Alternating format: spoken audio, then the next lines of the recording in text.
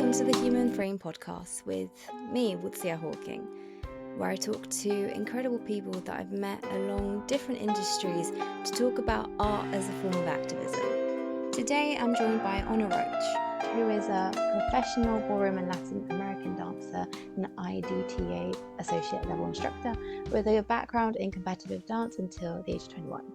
She later trained in acting and musical theatre at London Central School of Speech and Drama and has since worked across television, film and theatre as a dancer, actress and choreographer, both in the UK and internationally. Her credits include collaborations with Strictly Come Dancing, including performances on the P&O Strictly Cruises, as well as appearing in Netflix Bridgerton as both a dancer and assistant choreographer. And she recently provided ballroom choreography for the upcoming Sky feature film Flavia, featuring Martin Freeman, which is so cool.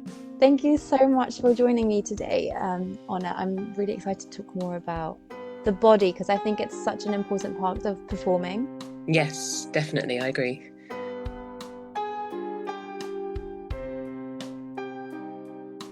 Great, so I'm just going to jump straight into it. When did dance shift from something that you loved into something that you felt you really wanted to commit to as a career? Well, I think actually I remember exactly the moment that it happened. I went to Warwick University, so I've had a slightly kind of, I don't know, you might call it a different route into where I've ended up now, basically. Instead of sort of traditionally going to dance college, which lots of people do, I danced a lot when I was a child, but then I actually decided to go to university first before anything else. So I did a lot of dancing when I was there and some theatre as well. And there was a competition that myself and some of my other fellow dancers from classes and things joined and entered together. I think it was called Battle of the Dances or something like that, so it's like 2000s core. But I choreographed a piece for us, and then we went and competed. I think it was in Leicester somewhere, and just we got really good feedback, and it was sort of the first taste of something kind of outside of the bubble of, you know, where we were studying, and people were sort of, you know, giving me good feedback about the choreography and about the girls performing and things. And I just thought, you know what, I think actually I would really like to pursue this and see where this might go in the future. So that was a very small moment, but that was the first time I remember actually thinking, oh, perhaps this is something that I could pursue. And what drew you specifically to ballroom and Latin styles? Because I feel like they are quite, I mean, I love them, there's something I'm drawn to as well, but they're quite unique in the sense of like younger people also doing them. Yeah, that's true. Well, when I started, it was a style that I'd never tried. So I did come to it relatively late. You know, there's some people that start Latin and ballroom when they're very, very small. But we didn't have any schools near me when I was growing up that had that particular style. So, you know, Strictly wasn't on the TV, or wasn't as, you know, amazingly popular as it is now. So it just wasn't kind of something that was on my radar. So I just wanted to try it. As I mentioned, I went to university. So I basically joined any and all dance related things that I could find when I got there, and ballroom and Latin was one of them. And partly actually the reason that I think I stayed as long as I did in that particular environment was actually the people that I met, because Latin and ballroom can be such a social thing to do as well when you're first learning. Obviously it depends. When you go into competition, sometimes it can become a bit more isolating because it's just yourself and your partner against the world sort of thing. But when I was first learning, the group that I was with were just really lovely, and we spent so much time together, and there was that aspect of it as well that drew me to it, I think, in terms of the environment. But as a partner dance now, having done it for so long, I just, obviously I'm biased, but I just personally think there isn't anything better really than dancing with another person. Like that connection that you get with another human being when you're dancing together is really unique and special. So yeah, definitely, it's really shaped me and the other things that I've ended up doing. Do you have a specific favourite ballroom or Latin dance that you like the most to perform or just to watch as well?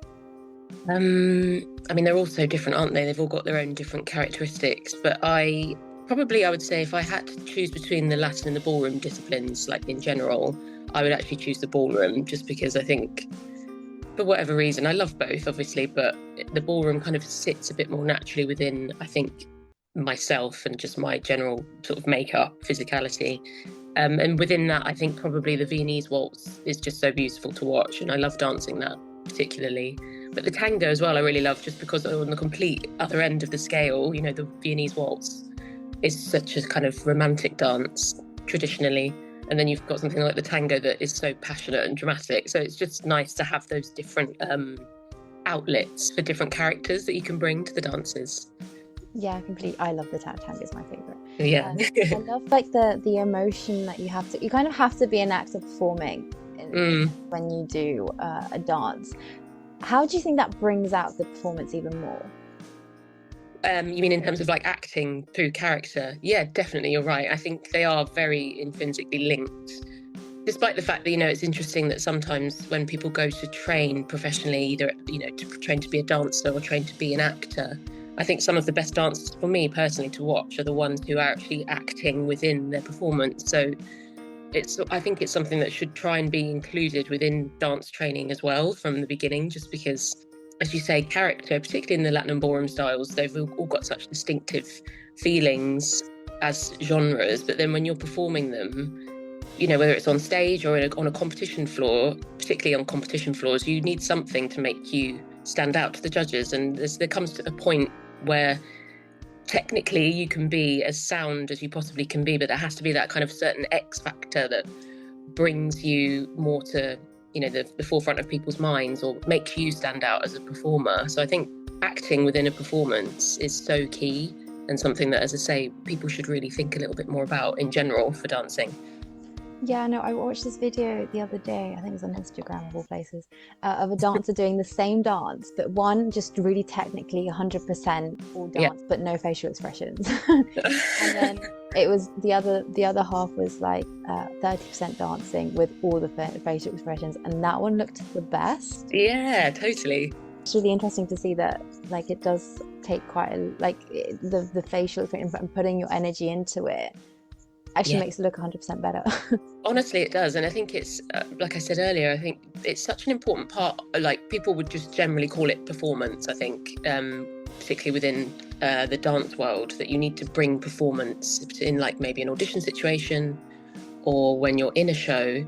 And as you say, for me personally, when I'm watching something, if I'm watching a group of dancers in whatever situation, it will always be the person that is giving 100% in terms of they're really living through what they're doing, and you can feel it coming from them, whether it's facially and physically as well.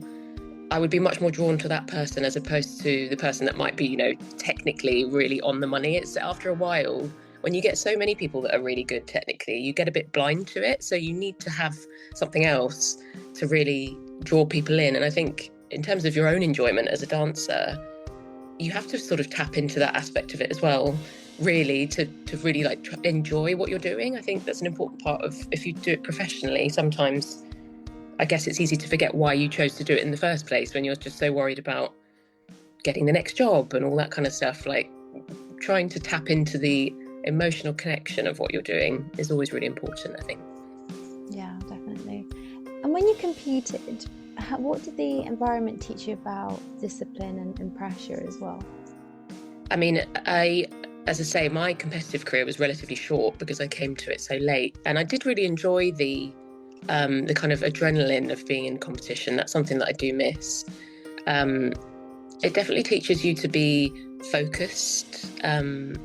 It's a very high pressure environment, or it can be if you allow it to be. So that is a kind of a constant battle, really, that I think everybody has their own ways of dealing with. But you do have to an extent, be able to drown out any noise around you and just focus on what it is that you have to do in that moment. It's quite a harsh situation in that you spend X amount of time preparing for something, and then you only have that, you know, minute, maybe a little bit longer to show what you've done, what you have. So it's a real microcosm of anyone's ability, really, which can be difficult to deal with when you put all that hard work in, and then obviously you may or may not get the result that you want. So dealing with, as I say, outside pressures, being able to focus, and also having the resilience to kind of just continue regardless of what the result is, to try and not be affected too negatively if it's not something that went your way particularly. I feel like that's a theme that's kind of goes Mm. through all creatives. Yes. As I was saying out loud, I was like, gosh, this really is like, it's very, as you say, resonant with lots of things, isn't it? It's funny what we put ourselves through, isn't it? Just because we love the craft, Yeah. whether it's When you, dancing. when you see it written down or say it out loud, you think, why do we do this? Completely.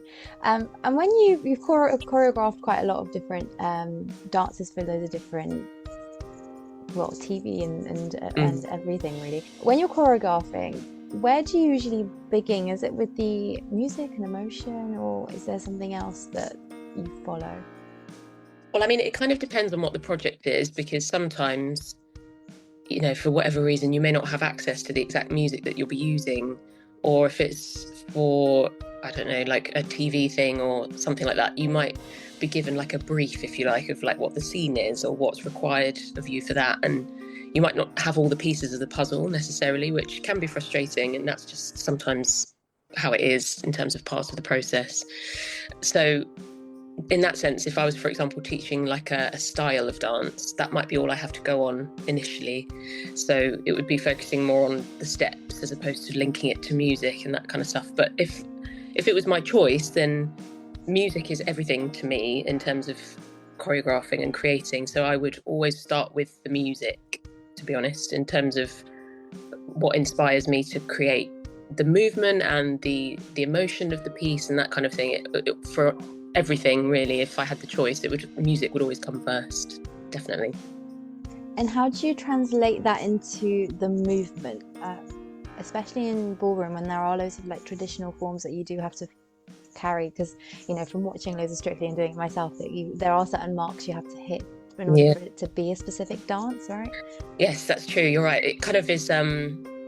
You could view it as being quite restrictive, I suppose, in that sense. Like as you say, ballroom. I'm biased again, as I said earlier, but ballroom is beautiful. I think even if you do just stick to it in its traditional form, it is. It's the way it is for a reason, and I think you see more and more now. It's nice to see that because dance evolves, and it's important to allow it to evolve and sort of push through those traditions, if you like, to create something new. So I guess as long as you kind of use the structure and expand it to create new things, then I think that's great. And there's a place for everything. You can still have the traditional styles, which are just as beautiful as they are, but then you can also have this kind of slightly evolved style. I think the thing is, if it's just a fine line, isn't it, when you're creating something that is ostensibly supposed to still be ballroom. If you push it too far the other way, then it does kind of lose its forms, which make it what it is. But as I say, I do think there's a place for everything, really, and I'm all for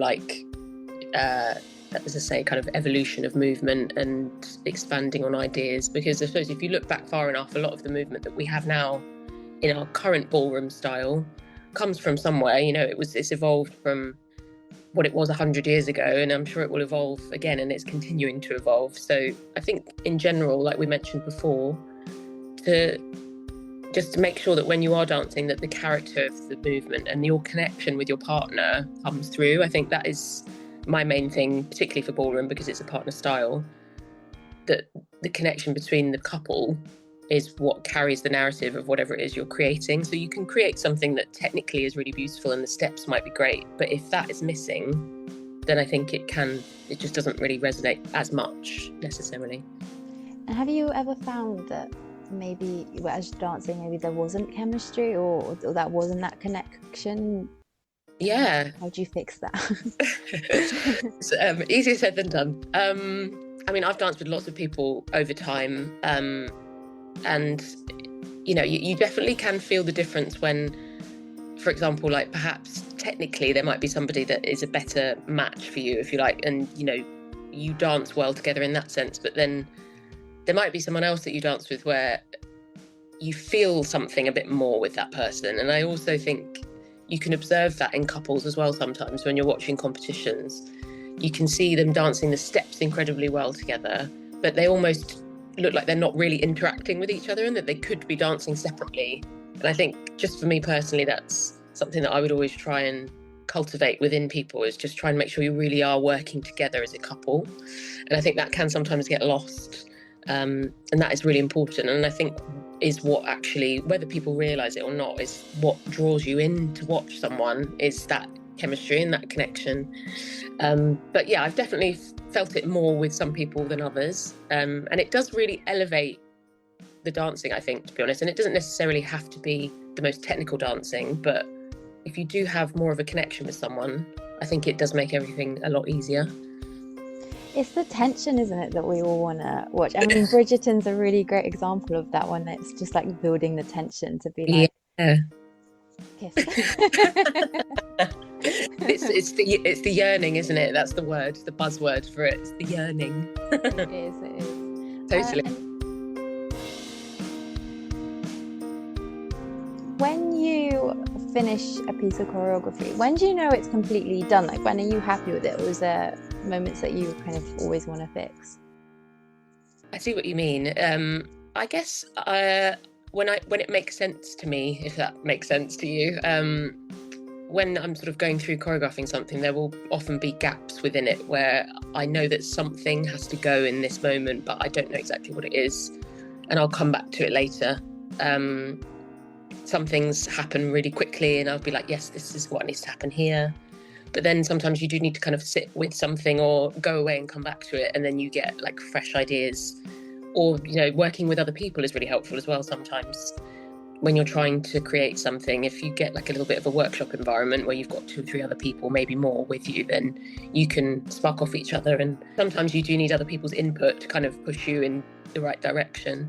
But yeah, I would say for me personally, when it feels right with the music and it feels like it flows and makes sense, then I think, okay, I think this is ready. Do you have one specific favourite piece of dance that you choreographed? Oh, wow.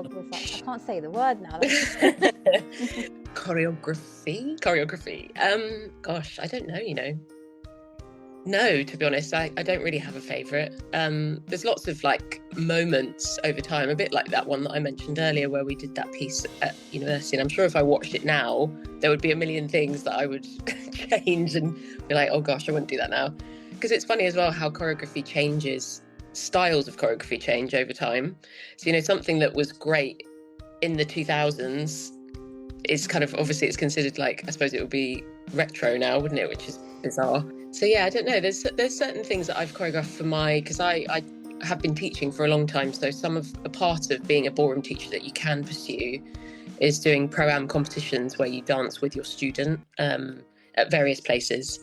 And they can also do show dance categories as well at these things. So like I've done a couple of show dances with people that were really special with that person. So things like that I'll always remember, and more not specific bits of choreography really. It's more, you know, things that I've done at particular moments with people that will always be special. Things, as you say, like Bridgerton, which I didn't choreograph. I assisted Jack, who was the choreographer, but that whole experience was great for me. So it's just, I think everyone's career is kind of a tapestry of various things that sort of make up who you are and who you end up becoming next. And it's just those little moments over time that sort of shape where you are and where you're going. So I don't think there's anything specific really that comes to mind.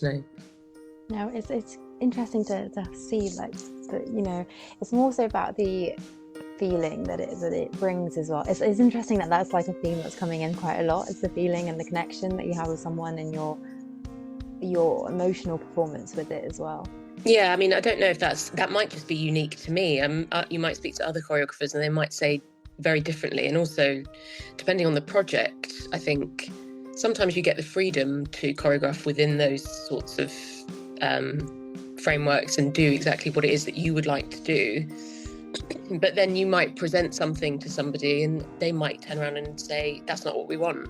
And you have to be able to go, even though in your own mind you might be thinking, what do you mean? This is what you need, or this is great. You have to be able to just literally do what it is that's required of you for that particular thing. And that's when sometimes you have to kind of step outside of what you would want to do in that situation and just serve the thing itself. So that's, when you're working professionally, that is something that you will encounter and you have to just deal with it as it happens. What made you want to expand into acting and musical theatres alongside dance? Well, it was actually, acting was my first love, really, before dancing. I always loved acting when I was little. And I actually found recently, which made me laugh, this thing that, you know, when you're at school and you're like 7 and you're practicing your handwriting and they make you write things like, my favourite food is this, my favourite book is this, blah, blah, blah. When I grow up, I want to be an actress, is what I wrote. And I was like, oh, wow, that's amazing. And then I obviously did loads at school, and I did studies A-level, and I actually wanted to go straight to drama school, but it was my teachers that advised me to go to university instead, first of all, and then if I still wanted to pursue it, to go and do a second course after, which is what ended up happening. But obviously, by going to Warwick, I then went and did all those things I mentioned earlier, and I started pursued the Latin and ballroom stuff more. So I just find it so interesting how the choices that you make in your life lead you to certain things at certain times. So acting would have been the thing that I would have done initially. It's always been something that is kind of in the back of my mind and probably still in my heart, really, for a really long time.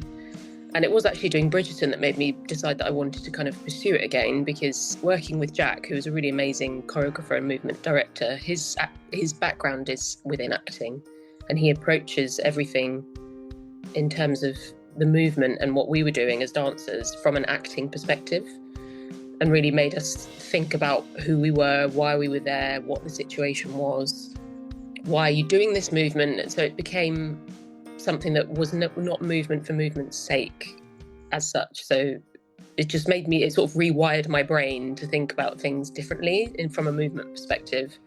Things that I think I knew already from before, but because I'd been so busy doing other things and doing, you know, Latin and ballroom for ages, doing competitions, doing like shows and things, you just forget about that aspect of yourself that was always there, but I just had forgotten.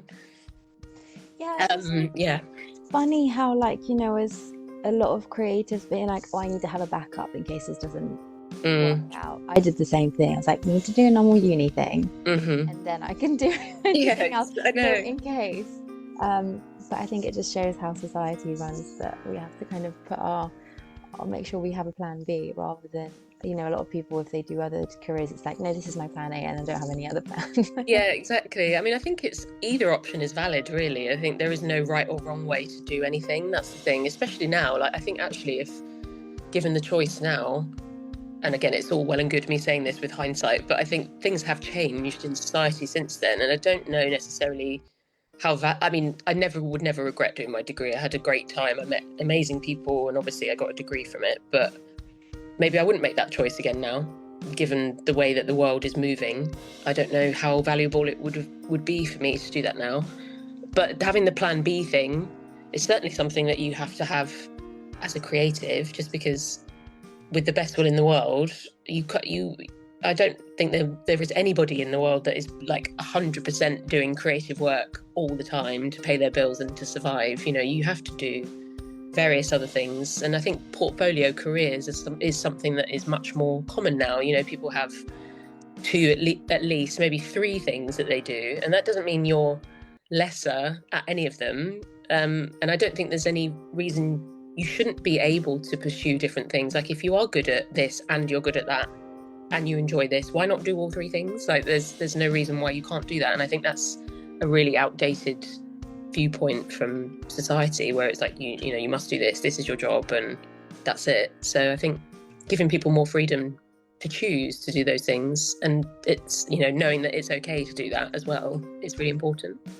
Yeah, definitely. And I see it with so many different creatives that I'm all around, and you know, it's good to also know that you can be devoted to that craft as well. I mean, obviously there is sometimes a bit of frustration, because it doesn't always, as we said, there's a lot of rejection. We have to deal with that. But how do you think your dance influenced the way you approach character? Has that changed since you, because obviously you said you did acting first, but did it shift a bit?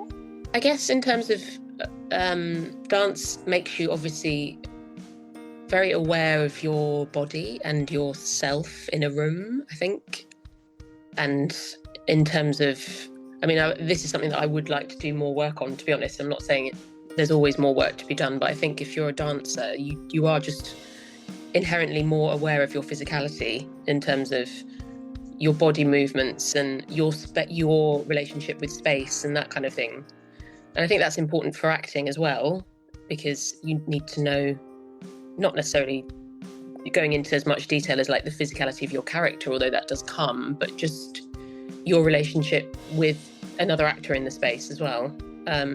Just spatial awareness in general. But again, I guess that comes back to ballroom in a sense. We're talking about connection and partner work and that kind of thing. And I just really enjoy connecting. I think that is probably like the thing that I've probably said the most today, whether it's in a ballroom sense with a partner when we're dancing, or when you're doing a scene with somebody.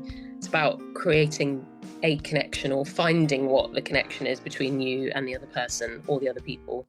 So I think any kind of dance training is beneficial in general for acting, for those reasons that I've said, and just general awareness of your body and your relationship with space. Yeah. I think that's so important, and I think for me it's the most difficult part in a character. Sometimes it's a bit easier because, you know, if a character has an accent, whatever it might be, then it's kind of easier to lean into that and your body might sit differently. Yeah. But when it's more yourself, and maybe, you know, you can make movements more dancey sometimes because a character might be more calculated, so everything might flow a bit more. I just think it's fascinating. I think people don't, you know, all those little details of how you move and how you carry yourself is so important. Yeah, I mean, I will say that on the flip side, being a dancer can be a disservice in the sense that if you are so used to holding yourself in a certain way, you just do it naturally in your life. So having to break that down as well is something that you'd have to be aware of if you're, like you were saying, you're playing a particular character that might hold, you know, just have a different posture, or just it moves or is a certain way. So I think being a dancer gives you the ability to shift your shape. That's just something that we have to be able to do when you're acting, but it's easier said than done if you have kind of been in the habits of moving in a certain way for a really long time. You do sort of have to consciously shift it in your mind as well. And I think it is as much a mind shift as it is physical. But yeah, you're right. It is an important thing to tap into, but being able to do that is quite difficult sometimes. And obviously there's a difference when you perform on camera or, you know, on set versus on stage. Is there one that feels better for you, or is there a difference? It's that age-old debate, isn't it? Like TV versus stage, that kind of thing. I think I understand where it comes from, because naturally TV is here and then stage is a big space. But in terms of acting style, I don't necessarily think it has to be different. I think this might be naive of me to say this, but I think if you're in a theatre and you're acting on a stage, you can draw the audience to you by giving a performance that's just as nuanced and just as the same as you would give to camera. In its most basic form, I think acting is acting, and I think it shouldn't be bigger because you're on a stage. It might be bigger if you're doing a different style of show, like, you know, something like pantomime obviously is incredibly like out there, and the way that you deliver things in that is very different. But I don't necessarily think, as in its most core form, acting is the same regardless of whether you're on camera or on stage. For me personally, I think I would love to do more stage work, but just maybe purely because TV has been more my experience up till now. I guess with TV, the nice thing is that because the camera is there, you can do things that are easier to do in that environment than it is to do on stage. It's not impossible to do, but I think you can really get in there with TV stuff, I feel, personally. But I don't necessarily think the style of acting should be different whether you're on TV or on stage. Is it the same with dance, or do you think it's yeah, I don't know whether dance is the same. It's tricky. I think it's more to do with almost the like the setting, if you like, of what it is that you're doing. So the good thing about dancing live on a stage, and again, depending on the type of dancing you're doing, if it was like a Latin ballroom competition, for example, you're sending the energy out to everyone. You're trying to connect with everyone as much as you can. The judges, the people watching, you're trying to just send your energy to the people out there.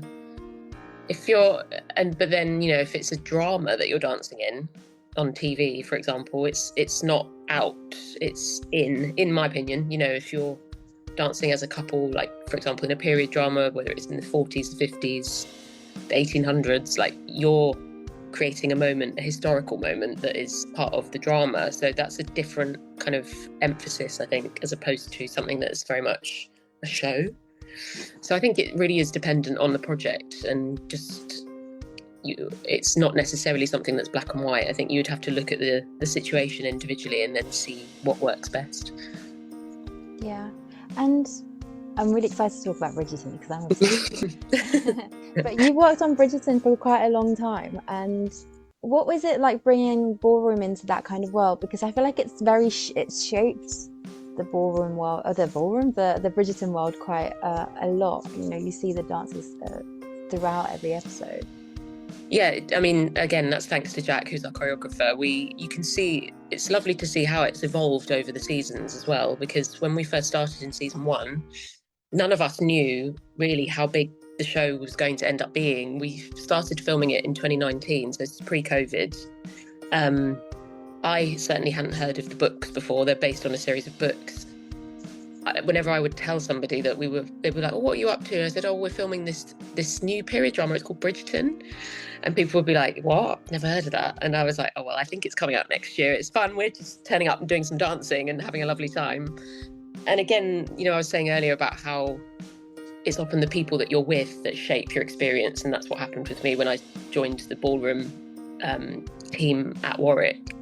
It's very similar with Bridgerton because the people were so great. There was about 25 of us in season 1 for all those big dance scenes, all from all different, you know, walks of life in terms of dance experience. So like I was one of the only ballroom dancers in the cast. Like there was me and a couple of other people, but most of the dancers were either musical theatre dancers or commercial dancers, contemporary, ballet, like all kinds of backgrounds, but all coming together to learn to become one in this style.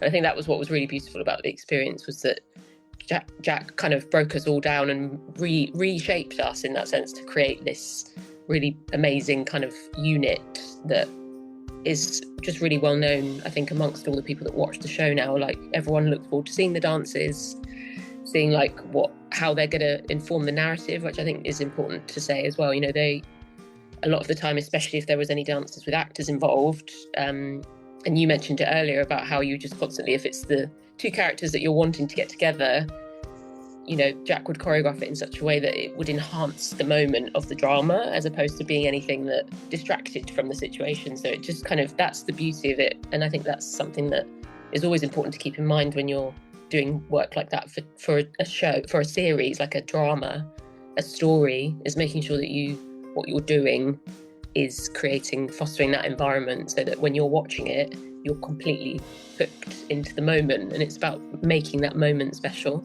So that's what has made Bridgerton what it is, I think. And the ballroom is definitely in there because Jack has a ballroom background as well.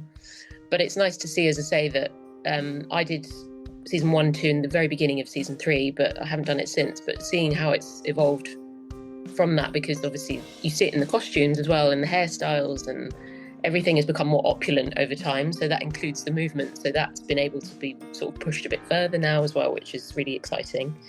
So it is nice to see that not just ballroom, but historical dance in general is given a real platform because of that show. Because obviously period drama has been around for a really long time, but something like Bridgerton has really brought it to so many new audiences that wouldn't necessarily have really connected with it before. And I think that's really nice about it as well. Yeah, I think it's kind of refreshed what ballroom and Latin is. Oh, I mean, it doesn't do that much Latin, but what ballroom is all about, because it's fun. I think, you know, it's a nice connection, but also because there are so many like straight lines and stuff. I think, I don't know, it's just so elegant and beautiful to watch. And then watching it I mean, Bridgerton is a bit, obviously it's period, but it's also a bit dystopian, that world. Yeah. In that sense, because it's obviously not based on a specific. It's a fantasy, isn't it? It's a kind of alternate reality, if you like.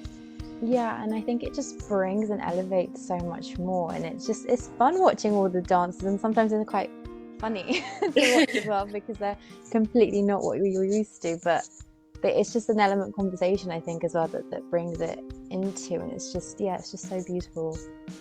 Yeah, it definitely is something that has, as you say, brought kind of ballroom more to the forefront of people's minds in that sense. And you're saying that it's fun, I think that's something that people forget, like we mentioned earlier when we were talking about how like you can get so caught up in the job, the audition, this, that and the other, that you just forget to like actually have fun while you're doing this. And then I said that when I went to first join the dancers at Warwick, that the fun that we had together, that translates if you're in a competition, if you're dancing in a show, if you're in Bridgerton, and we're trying to create that environment together where it's a group and you're having fun. It's a social setting, it's a social dance. I know ballroom and Latin is also competitive, and it's dance sport now, and it's a show dance sometimes, but in its essence it's a social dance. And I think it's nice to be reminded of that and just be like, it's okay to not do it right, and it's okay to just have fun with your partner and try new things, dance with different people. Like it doesn't have to be perfect.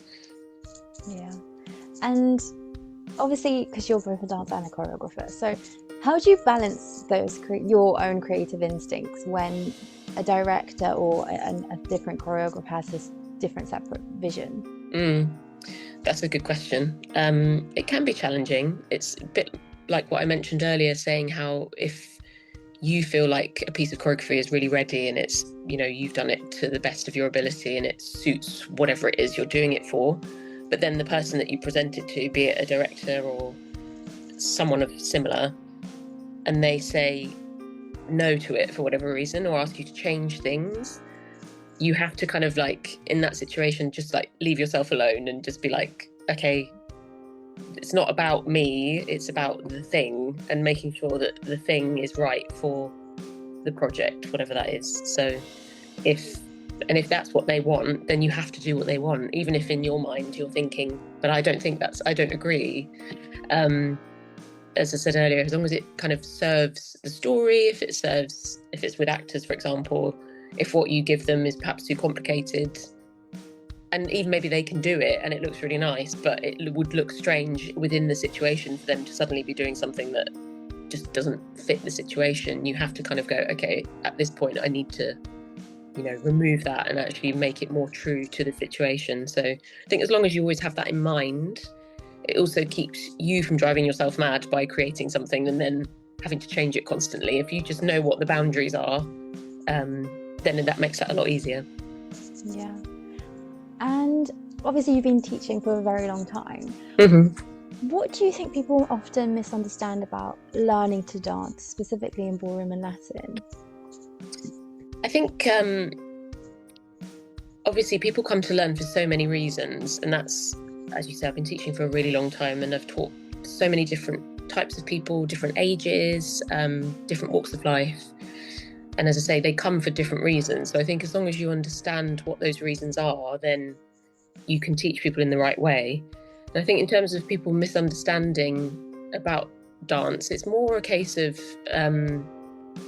people, I think, if they're coming to it brand new, then you have to also bear that in mind, because we've been doing it as teachers or dancers for however long, and we can take that for granted, that we're so used to that. And also just walking into a studio environment at a place like a Pineapple or places like that can be quite intimidating for people. Very. I feel like really intimidating sometimes. Yeah, because it's not just, it's full of all kinds of dancers, not just people that are coming to learn for the first time, but obviously you're surrounded potentially by lots of professionals or people that look like professionals. I say look like because, as we know, sometimes in this industry, perception is not necessarily the reality. So trying to keep that within your mind as well when you go to these sorts of places. But like, dancing doesn't have to be scary. I think that's the thing, that a lot of people are scared of it. As much as they may want to do it so much and want to learn, they get intimidated by it as a thing and thinking, I'm not going to be able to do it, I'm going to feel silly in front of other people, or there's just always something that is blocking us in some way. And we've all got them for different things. I've got them for various things as well. But I think just trying to be open as an instructor as much as possible, just really welcoming people, meeting them where they are, basically, and just creating a nice environment for them to feel like it's okay to to mess up. We're not doing a show, we're not being judged. I think that's something that, a bit like what we were saying earlier, people forget that dancing is meant to be fun, like you're meant to be enjoying yourself. And I think that's something people might misunderstand about it, is because a lot of what we see of dance, especially now online, things like that, is polished performances from various people, not just professionals but students as well, because obviously, as we know, with things like Instagram, it's a curated reality. You don't always see the times that it went wrong, you just see the times that it went right.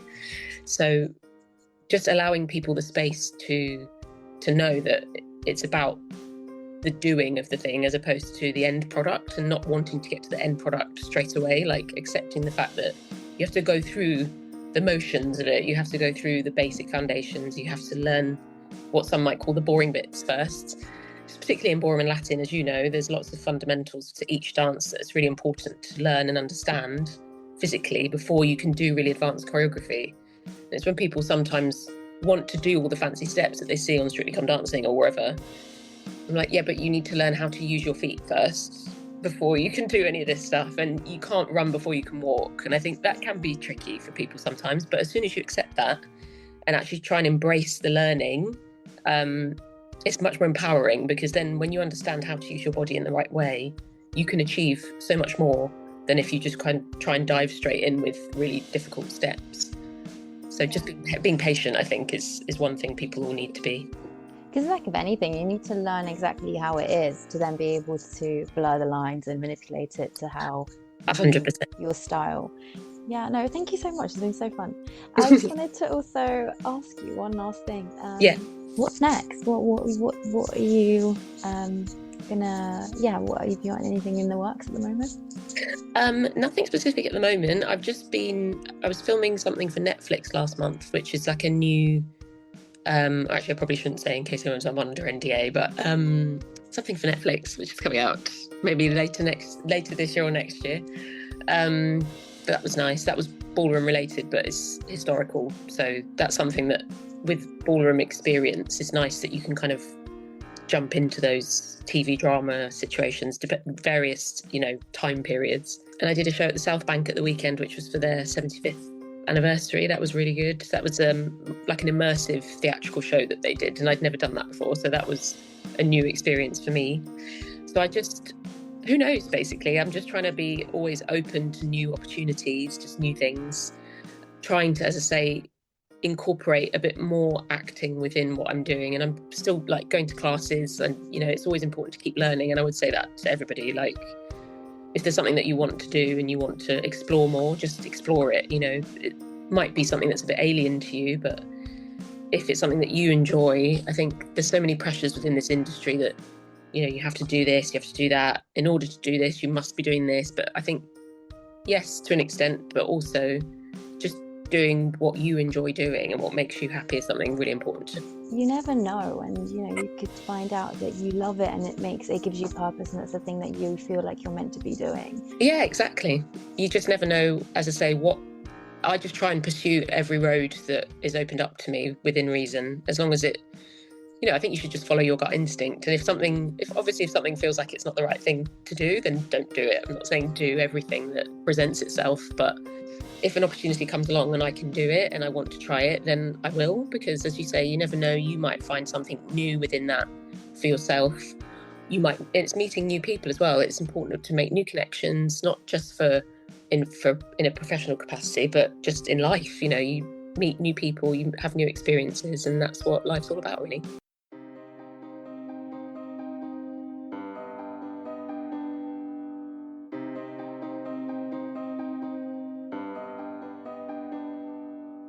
Well, thank you so much for this lovely conversation. I love it. No worries. Thank you for having me.